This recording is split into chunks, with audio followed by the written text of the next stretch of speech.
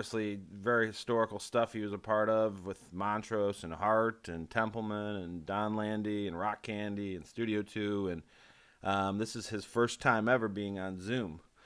So we just figured out how to use it. He's up in Portland, Oregon. Do you know Dweezil? I don't know Dweezil, I know who you are, but we haven't but met I before. Yeah. saw your dad at the Fillmore East New Year's Eve, 1969, New York. Oh, that's pretty cool. Awesome, man.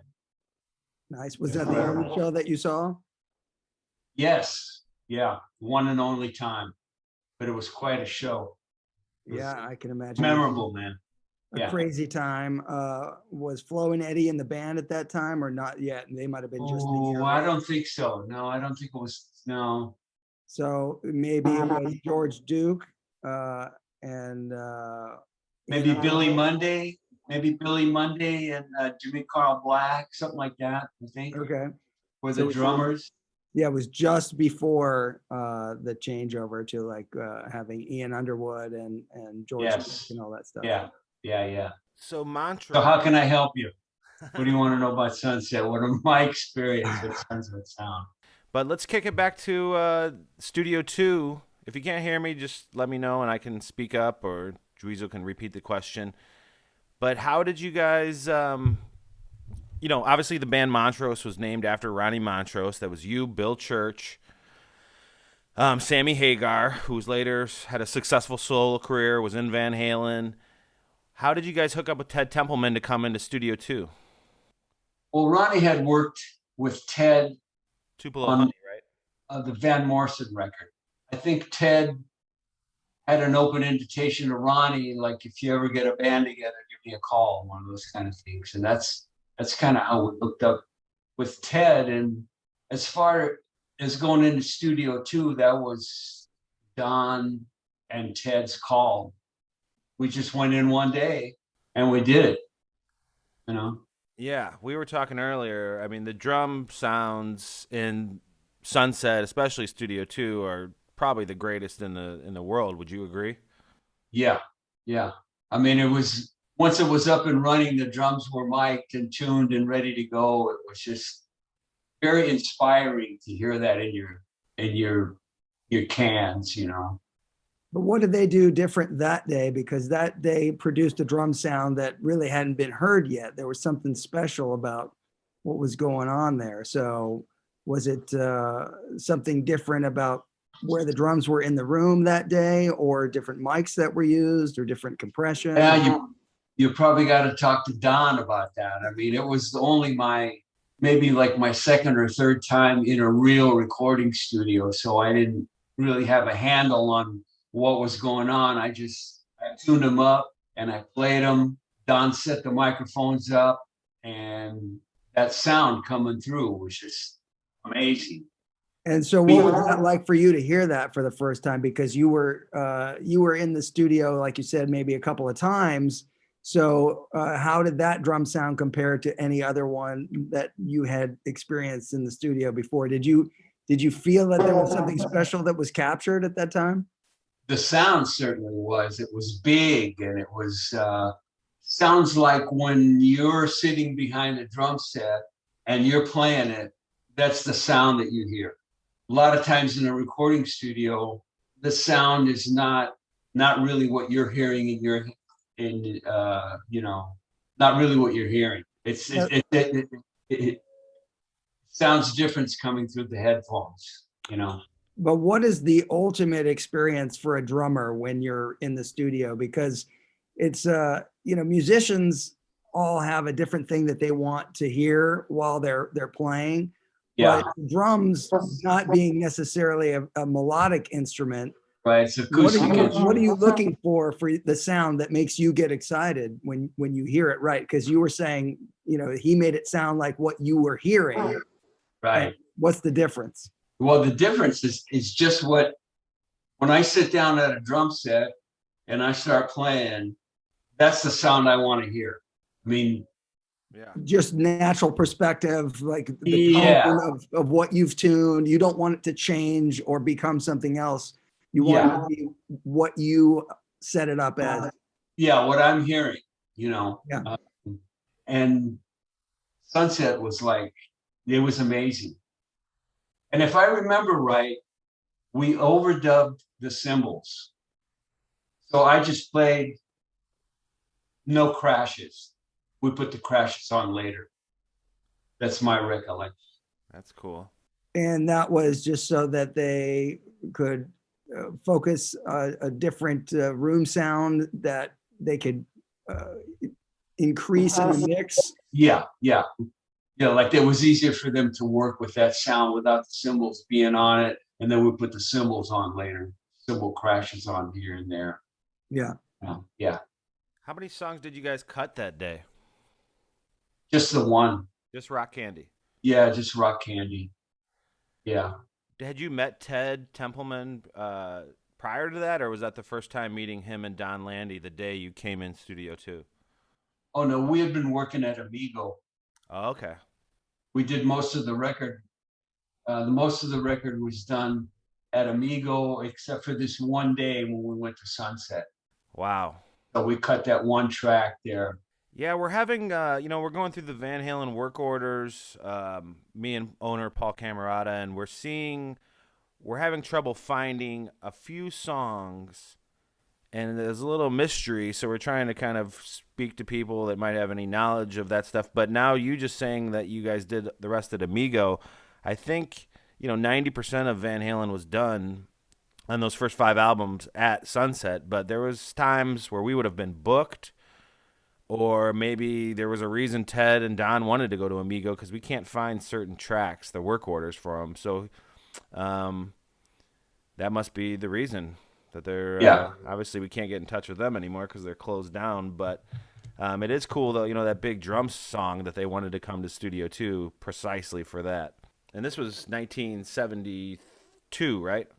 I think it was the summer of '73, if I remember right. It's been a long time. The record came out I think in November of '73, and we were cutting it like June, July, maybe. That kind of time frame. That's my recollection. What do you remember of Don at that time? Obviously, very smart, very quiet. Anything else that stood out? Yeah, Don had kind of like a mad scientist vibe on him, and it's like, didn't say much, but he obviously knew what he was doing, and that, he captured the sound and the vibe that was going on. Yeah. He was great to work with. And so was Ted. Ted was like, to me, he was like one of the best producers I've ever worked with. I mean, he's one of those producers that helps you make your record. That doesn't always happen. And when you're saying he helps you make the record, people would have an idea that that's part of what the producer is supposed to do. But what many people who may not know enough about how all this stuff works is that some producers end up trying to take over and create a sound that's their sound and not the musician or the band's sound. And so with all the different artists that Ted worked with, every artist, every record sounds different. It doesn't have a signature sound, so that's what you're saying, is that you really appreciate that he would hear the musicians for who they were and bring out the best in them. Exactly. That's exactly right. I mean, that's, he was that type of producer, a real record producer. Yeah. And that would be an ideal experience. Have you had the opposite though before, where you've worked with other people that just really don't want to hear the instincts of the musicians and do? Yeah. And so that probably was unpleasant and yeah. Welcome to the music business. Yeah. Yes. Ted got Montrose the deal at Warner Brothers too, similar to Van Halen. They kind of discovered you a little bit, right? What's that? Ted Templeman got you the deal at Warner Brothers? Yeah. He came to see us play. We played one night at some club in Berkeley, and he came, and that was it. It was obviously he liked what he heard, and took us into the studio. Yeah. How was Ronnie at that time? Later in life, he suffered with depression. Was the band very upbeat? Because obviously you're in a big recording studio, Warner Brothers, this giant producer. What was the atmosphere? Yeah, it was great. I mean, the vibe was, we were locked in and we were ready to go. The vibe was great within the band, at that point. Yeah. I mean, I remember seeing some clippings when I was looking up that they were saying Montrose was America's answer to Led Zeppelin. I mean, you guys were big. Yeah, maybe, I don't know. It was a good hard rocking American band. And Sammy had that crazy voice even back then. Yes. Yeah, he did. Yeah, he's one of the greats of rock singers, man. I can't remember you guys, all these people we speak with, I can't remember they remember so much because it was so long ago, but that's why we want to document some of this stuff. Do you remember the first time you met Eddie Van Halen? Yeah, I think it was out at, Sam had a house at the beach that was next door to Eddie. Eddie was his neighbor. In Malibu. In Malibu, yeah, I think. My wife and I were out there visiting, and Eddie came over. That's the first time I remember meeting him. Was out there. And they were established then, obviously, hence the Malibu Beach House. So this would have been after Van Halen 1? Yeah. What do you remember from him just right off the bat? What was the first impression? Was he wild? Was he really kind? No. He was a very nice guy. It was sort of quiet, and then I worked with him once on a Patti Smythe record that Ron Nevison was producing. He brought Eddie in, and he played on a couple of tracks.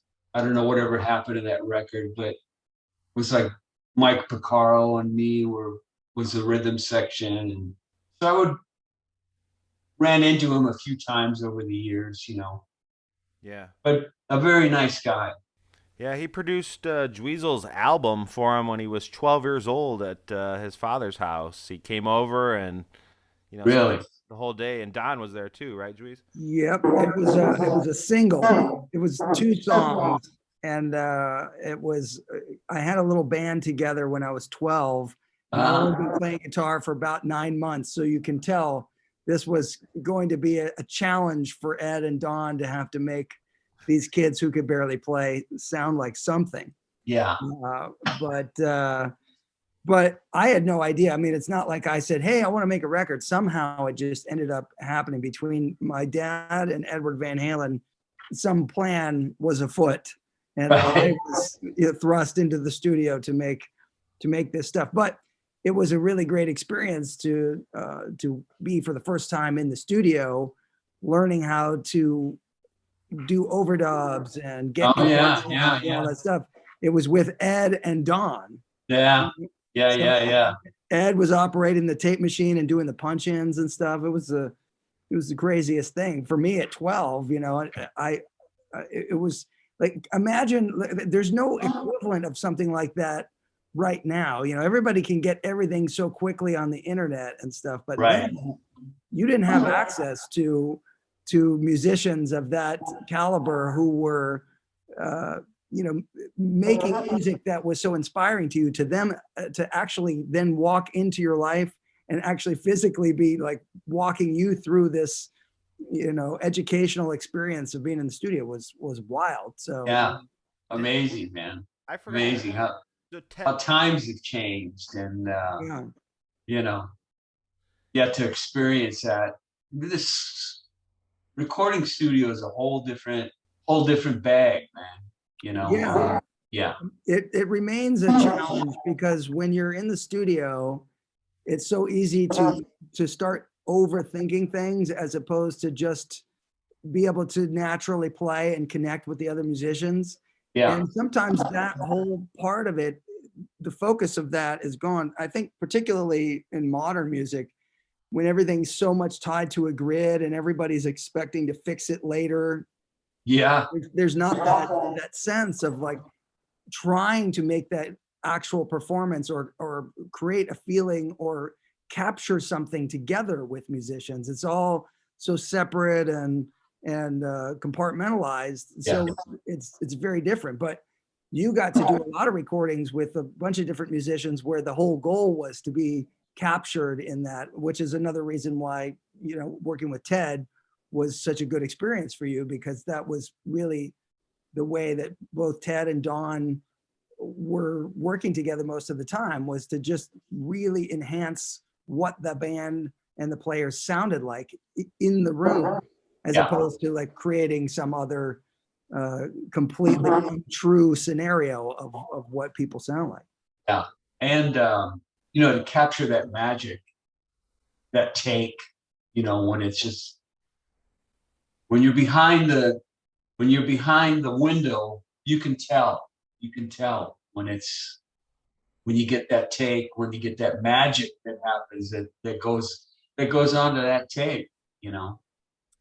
Yeah, that's a weird thing too, to try to explain to people, is that if you're playing a song and you've over rehearsed the song, it might be really hard in the studio to actually get it to feel like anything, because you've played it too much. Yeah, right? yeah. But there are those times when something's brand new, and maybe the very first time you get through the whole song together as a band, that's usually where everybody feels this spark of something. And you can play the song 10 times, but there might be only one time where that all came together, and it has the thing where everybody hears it and goes, that's the one. That's the one. That's the one. Yeah. And that's the feeling that's so fun in the studio. But it's hard to describe to somebody, because it's like, oh, you just are saying the same thing all day. Yeah, right. You don't know the little differences of what makes it. It really comes down to, like, when you say like 5% that makes it the magic, and the rest of it could be so similar, but that 5% element is what takes it to the next level. Yeah, it gives it that magic, that feeling where it's just, what's locked in. Yeah, the average guy would go, hey man, it sounds the same as the last one, you know? Yeah. But no. Yeah. It is kind of a magical experience when it happens, you know? I mean, it goes on tape, and you can hear it, you can feel it. That's the one. And a lot of that is lost because people don't go in with the same intention of capturing that. Yeah. It's really just more of a formality of like, oh, do a couple of takes of something, fix it, edit it, move it around, and then make it sound like something, you know, which you can get good things that way too, but it's not the same. It's not the same, you know, it's not the same. I mean, the time might be perfect, but time is not perfect. It's kind of elastic. Yeah. You know, there's an ebb and flow to time. And you obviously had great work with Heart for a long time. Was it about 10, 12 years? Yeah, from about 81 or 82 to like 93, something like that. On those later albums, did you guys start going into any digital recording then, or was it still all tape? Yeah, we were just starting to do digital around 87, 88, 89, that kind of time. So the credits you have, though, Montrose for 4 or 5 years roughly at the beginning, then Heart 10 years. You played with Foreigner. Who else did you go out on the road with up until like Whitesnake with David Coverdale? It did the Coverdale Page record with them in 91. Yeah. Did you ever do any work with Winger? With who? Winger? No. Ever heard of them? No. Winger, yeah. Okay. Kip Winger, right? Yeah. Dweezil, you played on a track, right? I did. I played on their debut album. I played a solo on their version of Purple Haze. Oh, okay. No, I never ran across the Winger guys. Well, when you did that Coverdale Page record, what was that like? Where did you guys record that one? Up in Vancouver was most of it. And then we did some recording at Criteria down in Florida. There's probably, I don't know, half a dozen tracks that were getting ready for the second record, which never materialized. But the first one was done up in Vancouver. Little Mountain, I think was the name of it. Yeah. Back to Yeah. when obviously you still speak with Sammy quite frequently, correct? Yeah. When Yeah. he had joined Van Halen, what did he give you a call? Were you like kind of astonished back in the Oh, in the yeah. 80s? Geez, I don't really remember. I mean, I was in Heart by then, and It wasn't that big of a deal, really. yeah, it wasn't that, yeah, yeah, wasn't that big of a deal. What was your impression of Van Halen when in 1977 when you heard Van Halen 1? Obviously Ronnie Montrose was a fabulous guitar player, but you know, Eddie Van Halen was something a whole new breed of Yeah, yeah, yeah. That was a whole new generation of, you raised the bar. Um, I was a Van Halen fan. I like Van Halen, you know. how How about about the Alex's playing? Yeah, that's what I was going to ask. Yeah, Alex. Alex was great, man. He plays great on all those records. I mean, Eddie and Alex, together they got that DNA thing going on, man, with the drums and the guitar were just locked in. Yeah. I've And they're heard great players, man. Yeah, I've heard Alex mention that normally a rhythm section is the drums and the bass, but in Van Halen, it's the drums and the guitar. Yeah. Yeah. I mean, that's kind of how Montrose was. I mean, I played off of Ronnie, and then Bill was the glue that kind of glued the drums and the guitar together. But you listen to that record, I'm listening to Ronnie like a lot. So explain a little bit about that, from a drummer perspective. When you're listening and you're playing, uh, if you're in a certain situation, you're talking about following a guitar player versus following the bass player. But Yeah. most of the time, you're going to be following a bass player, right? I mean, that's more of a traditional role. But Right. explain what that's like for somebody. So you are pretty much the thing that's like driving or keeping the band all in a corral. But Yeah. what's it like to play with certain players where you really want to go with them when you hear them go in a, just Well, try to explain a little bit about that. geez, it's like it's about listening. What I'm listening to, and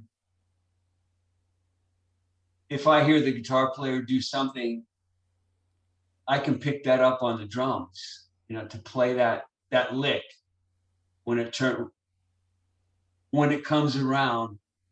I'm playing that lick with a guitar player and not especially with the bass player. The bass player's he's gotta glue that together. It's just about listening. It's having big ears and listening to what the other musicians are playing. You pick up on this, you pick up on that. I don't know how else to explain it. Yeah. Well, so is there ever a sense of almost like a mental telepathy where you've played with somebody long enough that you know some of their mannerisms, or you can anticipate that, oh, it seems like he's going to take this triplet idea and keep running with it. So I'll pick up on that until we get to the finish line. Yeah. Yeah.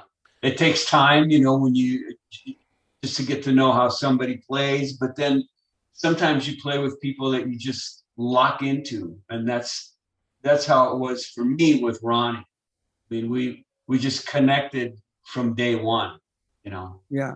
I would just have that, like you say, the telepathy thing. Was he more like on top of the beat or laid back, or did it ebb and flow? Because some people always will be like right on top and pushing, and some people are a little laid back.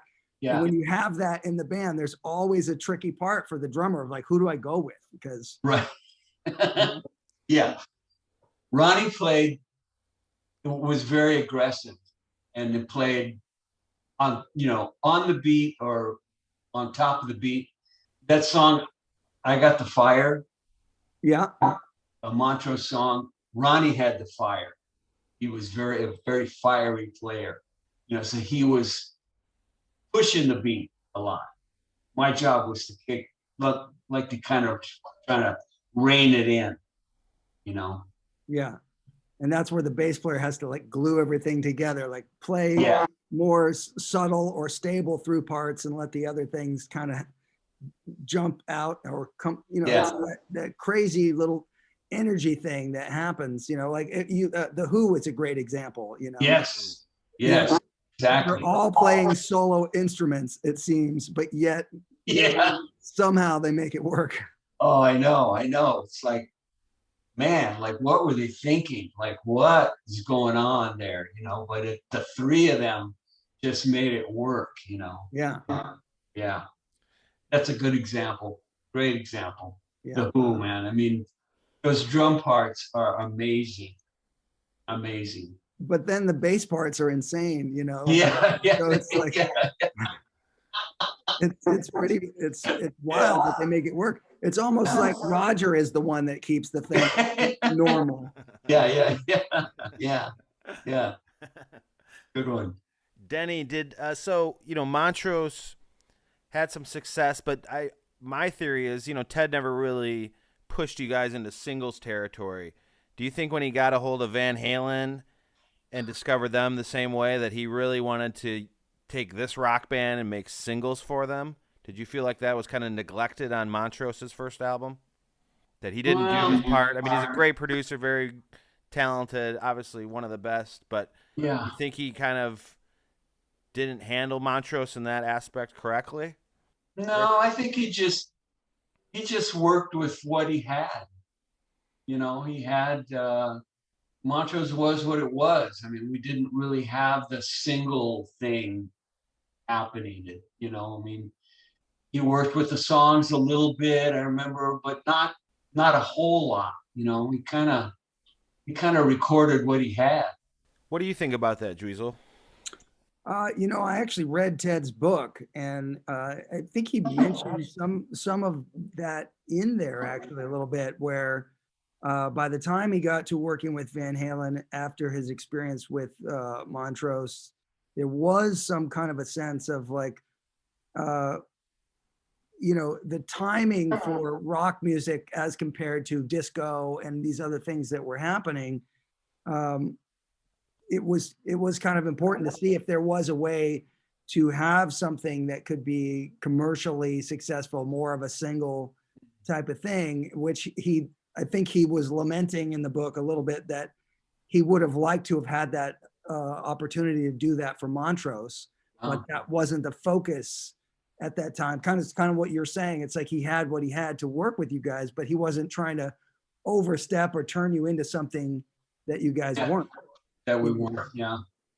With Van Halen, I don't think he tried to turn them into something that they weren't either, but there were a few little avenues that he could accentuate, and David Lee Roth was the perfect kind of character to be able to say, you know, all right, if we're going to do some singles, you know, what's the stuff that's going to really make it pop for, you know, him to front this stuff, you know. And they had already been playing "You Really Got Me" and some other covers, so it wasn't that crazy of an idea for Van Halen to have a cover song as a single. And their version of "You Really Got Me" is a really killer version of that song. I mean, it's a great song no matter how you slice it, but they did a great version. Yeah.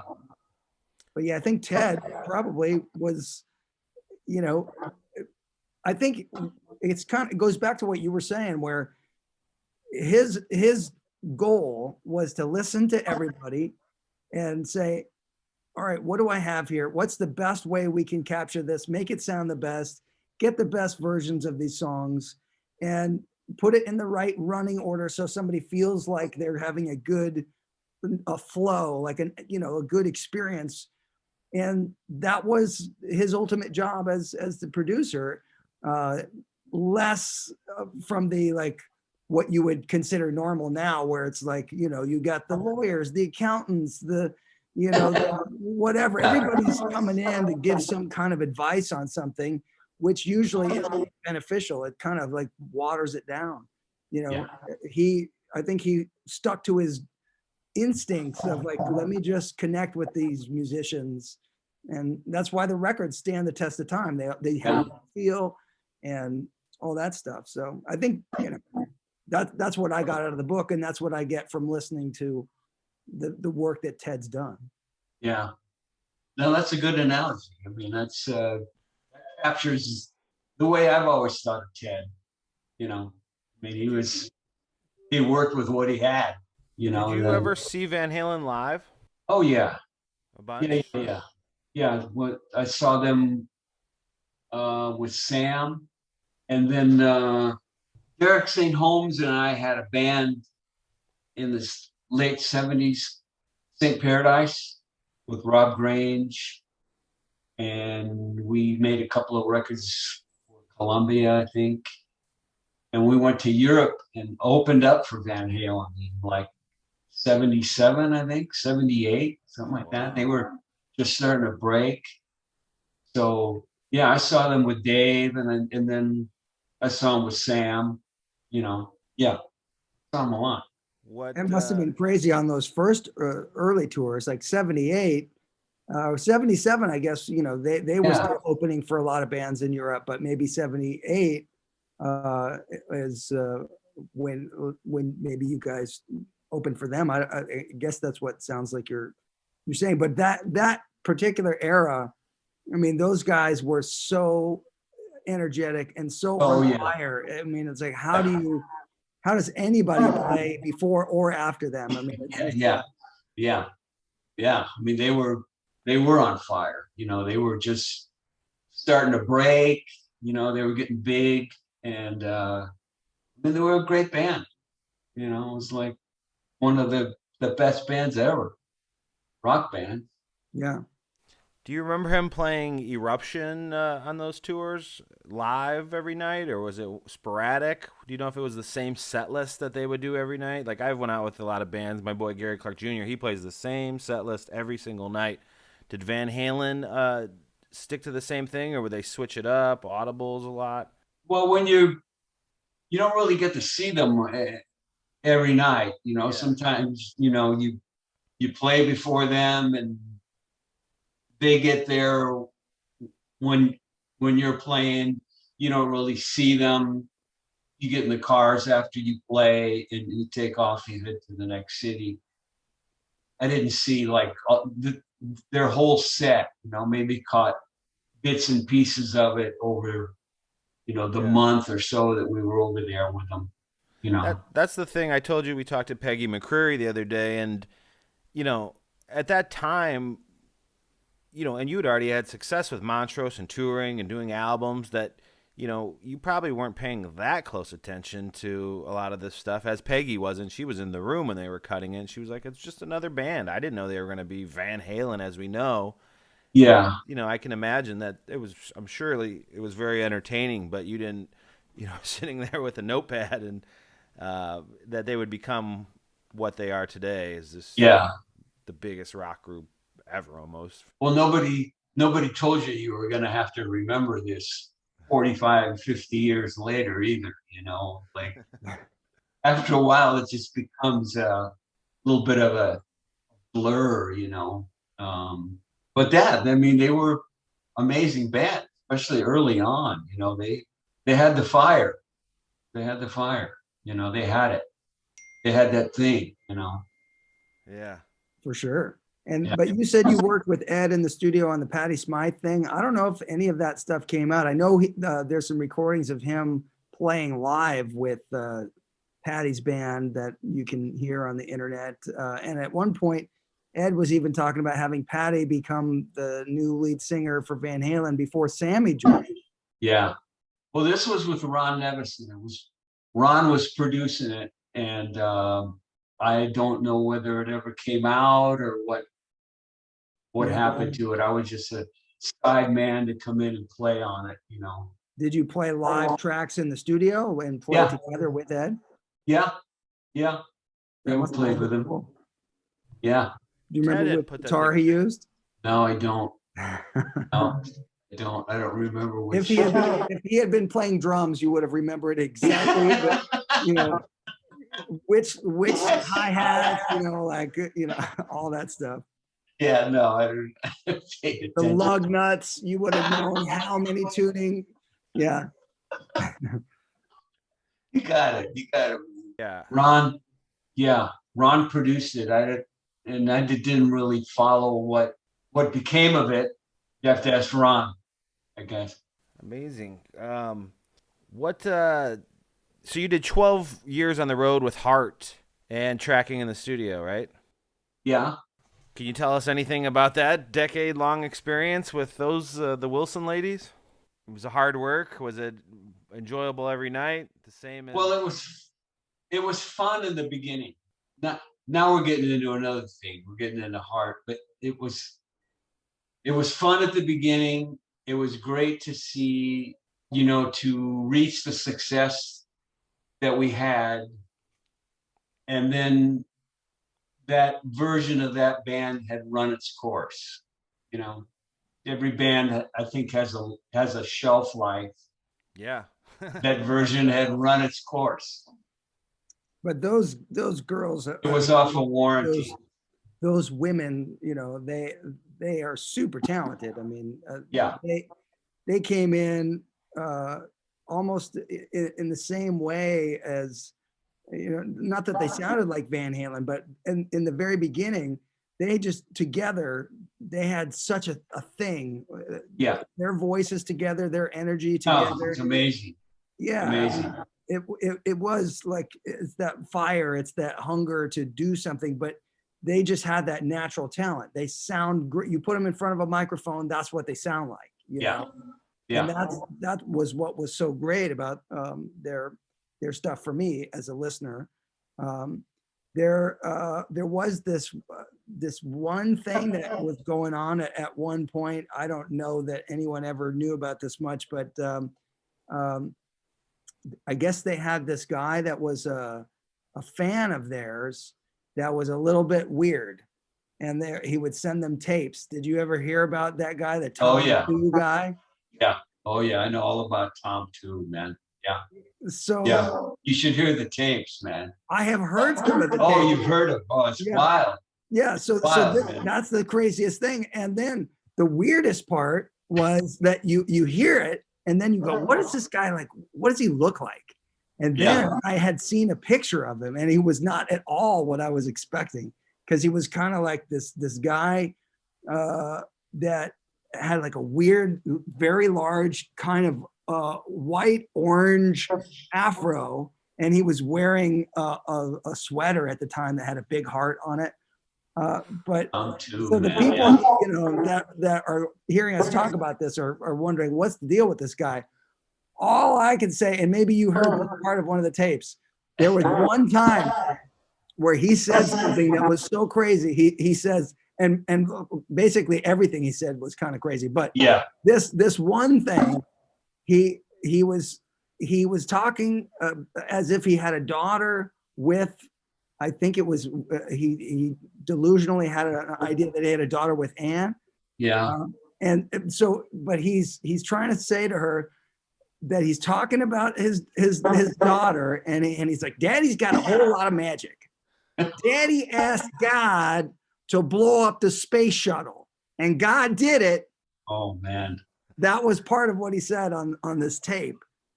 And it was like, you can't explain what his thought process is like. You can't explain it to people. You can't, it was so wild, man. It's just so out, Yeah, but the thing right there though is for him to see something like that happen and then think that he actually made it happen is what makes it that much more bizarre.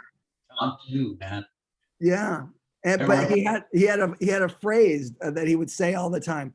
"I'm super white for it. Believe me, I'm super white." Yeah, good time. It was insane, man. He was insane, man. He was like so out, man. Yeah, Tom too. But so you had a knowledge of this guy, like, and they had to do with stuff that was going on. Anne would get tapes, or and we'd sit around at a rehearsal, and and play the tape, and everybody just go, "Whoa, man, this guy's like." They were on the lookout for him, you know. Yeah. Wow. But they had, you know, Ann and Nancy had that DNA thing happening, and you should hear them sing with their sister Lynn, man. Like I'm sure it was, the three of them are crazy. just like The rock and roll Andrews sisters. yeah. And when they would sing with Mark and Howie, like before we would go on, they would kind of warm up, you know. Mark Andes and Howard, they were really good singers too. And the four of them would make the hair on my arms stand up. It was so. Yeah, well, I was going to just say at that time, it's a shame that kind of what we were talking about early on, recording used to be more focused on capturing that kind of thing. But starting around the 80s and into the 90s, it went away from that kind of stuff. And it wasn't about catching something organically. It was about making something be bigger than what it was. But they always had that great sound. And it's too bad that there wasn't more of that cat caught it in that organic way at that time. Yeah, I agree, man. I played behind Ann for 12 years, man. And my recollection is she never had a bad night. Amazing. She got up there. She would probably tell you that she did, but yeah, she would, of course, because we were all like, you know, hard on ourselves. You know, she'd get up there sick as a dog and sing. She always sang great, man. She delivered every night. You know? Yeah, I saw Hart a few times, and I always thought that was, you know, she, even back from the earliest recordings, you know, she, if anybody was the equivalent of the American version of Led Zeppelin, it was Hart in the beginning, I thought. You know, I mean, it's like they had some similar vibes in some of the arrangements and the sound of the instrumentation, but her voice was like Robert Plant on steroids, you know, like it was it was great. But and she's always been a great singer. But the two of them together, you know, that I love seeing that kind of stuff where it's just so natural, and but they also wrote really memorable songs, you know. Really, in those days, yeah. Like the Everly Brothers, man. They had the Everly Brothers thing going on, you know, with the female version of that. They got that. Yeah, it was good. I just gotta ask. One of my favorite directors, is Cameron Crowe. Obviously, did he ever jam with you guys, or was he around much in the late '80s? Yeah, Cameron was around. I mean, him and Nancy were dating. You know, in fact, my oldest daughter was the flower girl at their wedding. Oh wow! So Cameron was around. Yeah, he was just getting started in the movies thing. You know, that movie thing. Worked out well for him. Huh? Worked out well for him. Oh yeah. A few more questions, and I really appreciate you coming, talking with us. It's just so great talking with you guys, man. It's good. It's good. Tell us about the Frank Zappa show at the Fillmore. Were you a big Zappa fan? Did a friend drag you there? Do you remember anything about the? No, I was in New York making a record. Actually, like the first time in a recording studio for me. I was in a band called Sweet Linda Divine, and we were recording, and we were at the CBS studios in New York, and Zappa was playing at New Year's Eve at the Fillmore East, and I just went. I went by myself just to check it out because I had been a fan of his music and had never seen him, and it was amazing, man. I mean, it's the band was just deadly, man. Deadly band. It was one of those shows where you never forget it, you know, never forget it. No. And that's the only time that you ever saw them. Yeah. Never saw them. Never got a chance. Because, you know, every show was so drastically different. You know, Drew was talking about before how some acts will play the same show every night. And my dad really didn't do that because he wanted that experience of having something that could happen for an audience that was exclusive to that audience every night. There was going to be something that only that audience would see. So there was a lot of different improvisation that happened at shows, but he would also rehearse bands well enough that they could have alternate set lists and just move things around. I know the last tour that he did in 1988 was the band knew somewhere close to 350 songs. So they could just like change, you know, every Yeah. 350 songs. Wow, man, that's absurd. Yep. And these aren't simple songs either. No. These are No, 10-minute jam fest. Yeah. Oh Yeah. my gosh. Yeah, I mean that's so cool though. But Denny, you know, that show you were at New Year's Eve in New York, Yeah. only the people there were gonna experience something like that. Yeah. Had that same experience. It was never replicated again. Yeah. Yeah. That's Amazing. so special. I just have a few more questions for you. So this is kind of a two-part question. What is, you know, you're a very talented drummer. You've been in a lot of great stuff. What's a song that younger generation of today could listen to you and really hear the Denny Carmassi sound on, or that you're really part of the drum part? And then the second part is, what's your favorite Alex Van Halen track that he plays drums on? Oh, man. So what's one of your favorite Montrose tracks or a Heart track or anything that you've played on that we could go on Apple Music or go on Reward Music and find a song? Well, Rock Candy would be, yeah, that's that kind of captures it, I think. And Alex, I mean, Alex played on so many good, greats. I think I really liked, I think it's called Finish What You Started. Yeah. Is that one of the, Yeah. where Al never plays a crash cymbal. I think he does that.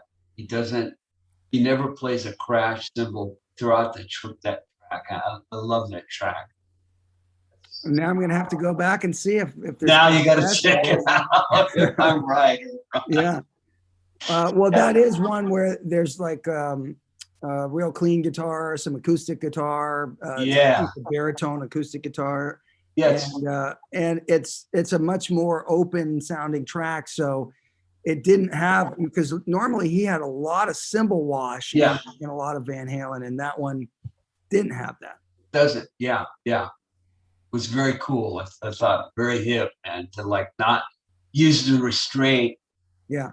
And not use crash cymbals and yeah. Did you ever try to learn Hot for Teacher? No. Just the double bass drums at the beginning, man. It's like, no. That stuff's crazy. That's a great track. How about the fact that he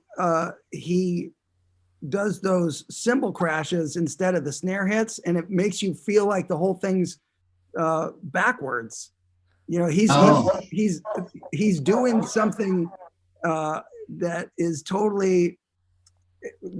Sometimes Van Halen would do things, and I love this when bands do this. They'll give you some idea that the rhythmic pulse is in one place, but it's really somewhere else.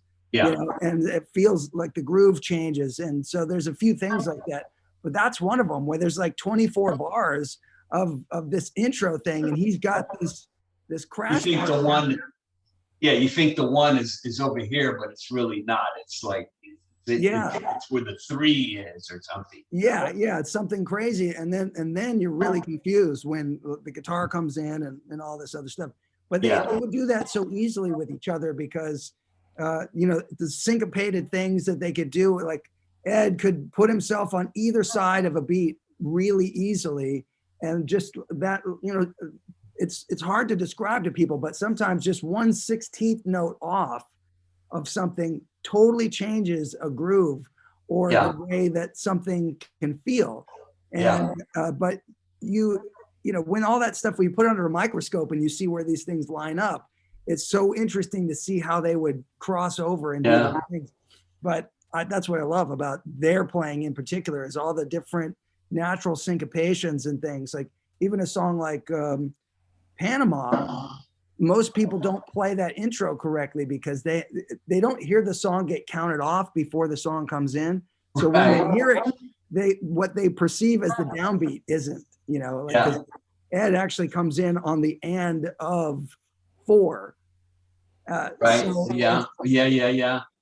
it's a lot of weird things that happen, you know. Well, that's a brother thing, man, a DNA thing that they had, and evidently they were like always in the studio, always playing together, you know, day and night. And those are probably just little, you know, oh, that's cool, man.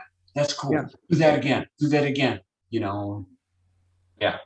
Yeah, I think Alex was the bookkeeper of all the good ideas. Like he would always say to Ed, "Hey, remember that thing that you did?" And then we would have to try to remember, you know. Yeah, probably. Yeah.